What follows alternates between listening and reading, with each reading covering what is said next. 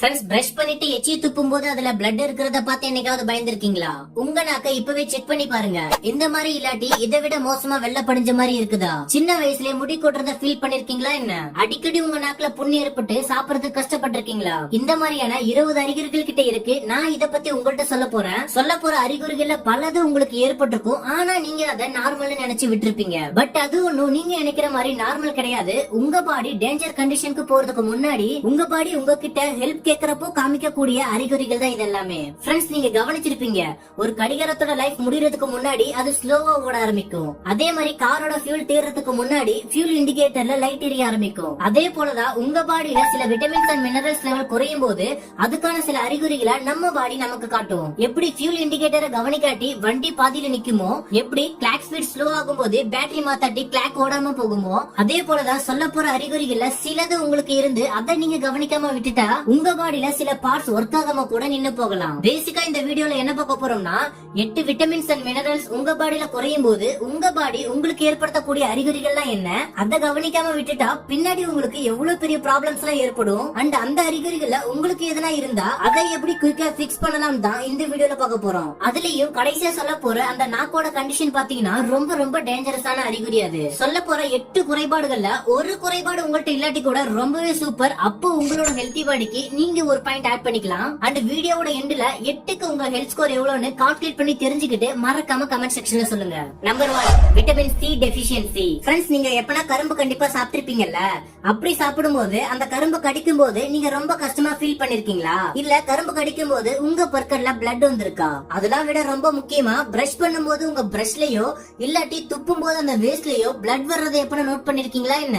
அந்த பிளட் எங்க இருந்து வருதுன்னு நோட் பண்ணிருந்தீங்கன்னா தெரியும், அது உங்களோட ஈறுகள் இருந்து வந்திருக்கும். அப்படி ஒருவேளை இந்த சிம்டம்ஸ் உங்களுக்கு இருந்துச்சுன்னா அப்போ தெரிஞ்சுக்கோங்க, உங்க பாடி விட்டமின் சிக்காக உங்கள்கிட்ட கத்தி கதறிக்கிட்டு இருக்கு. விட்டமின் சி இன்க்ரீஸ் பண்ணணும்னா கேப்சிகம், ஆரஞ்சு, கிவி பழம், பிளாக் கிரேப்ஸ் இதெல்லாம் சாப்பிட விட்டமின் சி உங்களுக்குள்ள இன்க்ரீஸ் ஆகும். பட் உடனடியா விட்டமின் சி இன்க்ரீஸ் பண்ணணும்னு நினைச்சீங்கன்னா நீங்க மலை நெல்லிக்காய் சாப்பிட ஆரம்பிக்கலாம். அதை நீங்க ஜூஸா சாப்பிடலாம், இல்லாட்டி அப்படியே வெறுமனவே கூட கடிச்சு சாப்பிடலாம். இது விட்டமின் சி இமிடியேட்டா உங்க பாடிக்கு பூஸ்ட் பண்ணி தரும். Number 2, calcium deficiency. ஃப்ரெண்ட்ஸ், நீங்க உட்கார்றப்பமோ எழுந்துக்கிறப்பமோ இல்ல கை கால மடக்கிறப்பமோ உங்க எலும்போட ஜாயின்ஸ்ல இருந்து கிராக்கிங் சவுண்ட் வர்றதை என்னைக்காவது கவனிச்சிருக்கீங்களா? இல்லாட்டி உங்க கழுத்தை சும்மா சொல்லட்டும் போது கூட இந்த மாதிரி கிராக்கிங் சவுண்ட் உங்களுக்கு வந்துருந்துச்சுன்னா அப்போ தெரிஞ்சுக்கோங்க, உங்க உடம்புல கால்சியம் லெவல் ரொம்பவே கம்மியா இருக்குது. உங்களுக்கு இந்த அறிகுறி இருந்து நீங்க கவனிக்காம விட்டீங்கன்னா கூடிய சீக்கிரத்துல உங்களுக்கு மூட்டு வலிகள் போன்ற ப்ராப்ளம்ஸ் வர ஆரம்பிச்சிடும். மூட்டு வலிலாம் 40-50 வயசுலதான் வரணும்னு கிடையாது. உங்க உடம்புல கால்சியம் கம்மியா இருந்துச்சுன்னா 20-25 வயசுல கூட வரலாம். சோ கால்சியம் லெவலை அதிகரிக்கணும்னா மில்க், பன்னீர், சீஸ், பாதாம், புரோக்கோலி, ஸ்வீட் பரோட்டா இதுல உங்களுக்கு எது ஈஸியா கிடைக்குதோ அதை நீங்க டெய்லி சாப்பிட்டு வந்தா போதும், உங்க பாடியில கால்சியம் லெவல் இன்க்ரீஸ் ஆகும். இல்ல எனக்கு குயிக்கா கால்சியம் இன்க்ரீஸ் பண்ணணும்னா அதுக்கு ஒரு சிம்பிளான வழி இருக்கு. நம்ம தாத்தா பாட்டிங்கெல்லாம் சாப்பிட்டு முடிச்ச உடனே வெத்தலை சுண்ணாம்பு போடுவாங்க இல்லையா? அந்த சுண்ணாம்ப கொஞ்சோண்டு எடுத்து தயிர்ல மிக்ஸ் பண்ணி சாப்பிட்டீங்கன்னா போதும், உங்க உடம்புல சீக்கிரமா கால்சியம் லெவல் இன்க்ரீஸ் ஆகிடும். Number 3, biotin deficiency. ஃப்ரெண்ட்ஸ், நம்ம நகத்தை கொஞ்சம் பெருசா ஷார்ப்பா வளர்க்கலாம்னு ட்ரை பண்ணிருப்போம். பட் கொஞ்ச நகை வளர்ந்து அது ஆட்டோமேட்டிக்கா உடைய ஆரம்பிச்சிடும். அது கையார் கால் எந்த நகமா இருந்தாலும் சரி, மீடியம் லெவலுக்கு மேல போகும்போது அதுவா தானா உடஞ்சு போயிடும். இந்த மாதிரியான அறிகுறி உங்களுக்கு இருந்துச்சுன்னா உங்க உடம்புல பயோட்டின் லெவல் கம்மியா இருக்குதுன்னு அர்த்தம். நகம் உடைறது மட்டும் இல்ல, உங்களுக்கு சின்ன வயசுலயே முடி கொட்ட ஆரம்பிக்கும் இந்த பயோட்டின் லெவல் உங்க உடம்புல கம்மியா இருந்தா. இந்த பயோட்டின் லெவலை இன்க்ரீஸ் பண்ணணும்னா முட்டையில இருக்கிற மஞ்சள் கரு, ஒயிட் மஷ்ரூம்ஸ் இதெல்லாம் நீங்க சாப்பிடலாம். இல்ல குயிக்கா பயோட்டின் லெவல் இன்க்ரீஸ் பண்ணணும் அப்படின்னா தயிர்ல கொஞ்சமா வெல்லம் மிக்ஸ் பண்ணி சாப்பிட ஆரம்பிங்க. இது மத்ததை விட சீக்கிரமா பயோட்டின் லெவலை இன்க்ரீஸ் பண்ணும் உங்களோட பாடியில.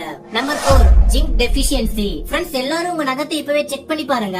உங்க நகத்துல இந்த மாதிரி ஒயிட் ஸ்பாட்ஸ் இருந்துச்சுன்னா உங்க பாடியில ஜிங்க் அப்படின்ற விட்டமின்ஸ் குறைவா இருக்குதுன்னு அர்த்தம். இந்த ஜிங்க் கம்மியா இருந்துச்சுன்னா உங்களோட மெமரி பவரும் ரொம்பவே கம்மியா இருக்கும். அது மட்டும் இல்லாம உங்க உடம்புல டெஸ்டோஸ்டிரோன் அப்படின்ற ஹார்மோனோட உற்பத்தியும் குறைய ஆரம்பிச்சிடும். டெஸ்டோஸ்டிரோன் கம்மியாச்சுன்னா உங்களுக்கு அடிக்கடி டிப்ரெஷன் ஏற்படும். உங்களுக்கு பியர்ட் growth சரியா இல்லாம பேட்சி பியர்டா இருக்கும். அண்ட் உங்களால சரியான உடலுறவுல கூட ஈடுபட முடியாம போகும். அப்போ டெஸ்டோஸ்டிரோன் ஹார்மோன் எவ்வளவு முக்கியம் அப்படின்றது உங்களுக்கே புரியும் நினைக்கிறேன். இந்த டெஸ்டோஸ்டிரோனோட உற்பத்தி அதிகமாகணும்னா ஜிங்க் உங்க பாடியில இன்க்ரீஸ் ஆகணும். அதனால முந்திரி, பாதாம், பிஸ்தா மாதிரியான நட்ஸ் வகைகளை நீங்க சாப்பிட ஆரம்பிக்கணும். அப்படி இல்லாட்டி முளை கட்டிய பயிறு வகைகளை நீங்க சாப்பிட ஆரம்பிக்கணும். Number 5, vitamin B12 deficiency. உங்க உதட்டுக்கு பின்னாடியும் சரி உங்க நாக்குலயும் சரி அடிக்கடி கொப்பளம் இல்லாட்டி புண் மாதிரி ஏற்பட்டுச்சுன்னா உங்களுக்கு விட்டமின் B12 லெவல் குறைவா இருக்குதுன்னு தெரிஞ்சுக்கோங்க. இந்த மாதிரி புண் ஏற்பட்டா நம்மளால எதையுமே சரியா சாப்பிடவே முடியாது, எல்லாமே ரொம்ப காரமா இருக்கிற மாதிரி இருக்கும். இது அதிகமான ஜங்க் ஃபுட் சாப்பிடுறவங்களுக்கும் அதிகமா ஸ்பைசியா மசாலா ஐட்டம் சாப்பிடுறவங்களுக்கும் பேசிக்கா இந்த ப்ராப்ளம் ஏற்படுதுன்னு சொல்றாங்க. உங்களுக்கு இந்த ப்ராப்ளம்ஸ் அடிக்கடி ஏற்படுதுன்னா இனி ஃப்ரூட்ஸ் அண்ட் வெஜிடபிள்ஸ் சாப்பிட ஆரம்பிங்க. முக்கியமா உங்க வீட்டு குழம்புல இருக்கக்கூடிய காய்கறிகளை தவறாம சாப்பிட ஆரம்பிங்க, அதுவே சரியாயிடும். Number 6, iron and haemoglobin deficiency. உங்க நகத்துல வெர்டிகல் ரிட்ஜஸ் இருக்குதா? உங்க ஃபேஸோட கலர் வெளுக்கிற மாதிரி ஃபீல் பண்றீங்களா என்ன? உங்க உதட்டோட கலர் இழக்கிற மாதிரி இருந்துச்சுன்னா கூட உங்க உடம்புல அயர்ன் அண்ட் ஹீமோகுளோபின் லெவல் கம்மியா இருக்குதுன்னு அர்த்தம். இரும்பு கடாயை யூஸ் பண்ண ஆரம்பிச்சீங்கன்னா உங்க பாடியில அயர்ன் லெவல் இன்க்ரீஸ் ஆகும்னு சொல்றாங்க. அதாவது சமைக்கிறதுக்கா இருந்தாலும் சரி, குளிக்கிறதுக்கு சுடுதண்ணி வைக்கிறதா இருந்தாலும் சரி, எல்லாத்துக்குமே நான்ஸ்டிக் அண்ட் பிளாஸ்டிக் யூஸ் பண்றதை தவிர்த்துட்டு அந்த காலத்துல யூஸ் பண்ணிட்டு இருந்த மாதிரியான இரும்பு பாத்திரத்தை யூஸ் பண்ண ஆரம்பிச்சீங்கன்னா அயர்ன் லெவல் ஈஸியா இன்க்ரீஸ் ஆயிடும். பட் இது இப்போ இம்பாசிபிள் ஆகிறதால soya beans, fruits, pumpkin seeds, broccoli, கீரை வகைகள் இந்த மாதிரியான ஃபுட்ஸ் அதிகமா எடுத்துக்க நீங்க ட்ரை பண்ணுங்க. அண்ட் அடுத்ததா ஹீமோகுளோபின் இன்க்ரீஸ் பண்ணணும்னா உங்களோட பாடிக்கு எக்ஸசைஸ் அண்ட் மசாஜ் கொடுத்தாகணும். பாடி முழுக்க ஆயில் மசாஜ் பண்ணோம்னா அது பிளட் சர்க்குலேஷனுக்கு ரொம்ப ரொம்ப நல்லது. எக்ஸசைஸ், மெடிடேஷன், யோகா இதெல்லாம் எப்படி முக்கியம்னு சொல்றாங்களோ அதே மாதிரியே நம்ம பாடிக்கு மசாஜ் பண்றதும் ரொம்ப ரொம்ப முக்கியமான ஒரு விஷயம் தான். முடிஞ்சா இது எல்லாருமே ஃபாலோ பண்ண ட்ரை பண்ணுங்க. Number 7, vitamin E deficiency. Vitamin E உங்க உடம்புல கம்மியா இருந்துச்சுன்னா மசில்ஸ் கிராம்ஸ் ஏற்படும். அதாவது உங்க கண்டைக்கால் தசை இழுத்து பிடிக்கிற மாதிரி இருக்கும். இத கொரக்கொலின்னு சில பேர் சொல்லுவாங்க. இது பேசிக்கா விட்டமின் இ கம்மியா இருக்கிறவங்களுக்கு நைட் நேரத்துல இந்த தசை பிடிப்பு ஏற்படும். விட்டமின் இ இன்க்ரீஸ் பண்ணணும்னா பாதாம், பீனட்ஸ், கிவி இதெல்லாம் எடுத்துக்கலாம். அந்த பாதாம் oil, olive oil, sunflower oil, corn oil இந்த மாதிரியான ஆயில்ஸையும் உங்க ஃபுட்ல சேர்த்துக்கிட்டா விட்டமின் இ லெவல் சீக்கிரமா இன்க்ரீஸ் ஆகும். Number 8, yeast over growth. உடனே கண்ணாடி முன்னாடி நின்னு உங்க நாக்க வெளியே நீட்டி பாருங்க. உங்க நாக்குல இந்த மாதிரி வெள்ளை படல மாதிரி படிஞ்சிருந்தா இத ஈஸ்ட் ஓவர் growth சொல்லுவாங்க. இப்படி உங்க நாக்கு இருந்துச்சுன்னா உங்க டைஜஸ்டிவ் சிஸ்டத்துல பெரிய ப்ராப்ளம்ஸ் ஏற்படுத்தும் கூடிய சீக்கிரத்துல. அது எப்படின்னு சொல்றேன், இது எல்லாருமே கண்டிப்பா தெரிஞ்சுக்க வேண்டிய ஒரு விஷயம் தான். நம்ம எல்லாருமே உடம்புக்கு சோப் போடுறோம், பல்லுக்கு பிரஷ் பண்றோம், ஆனா யாருமே நாக்க சுத்தம் பண்றதுல கேர் பண்றதே கிடையாது. இந்த நாக்குல பாத்தீங்கன்னா சின்ன சின்னதா புள்ளிகள் மாதிரி ஹோல் மாதிரி இருக்கும்.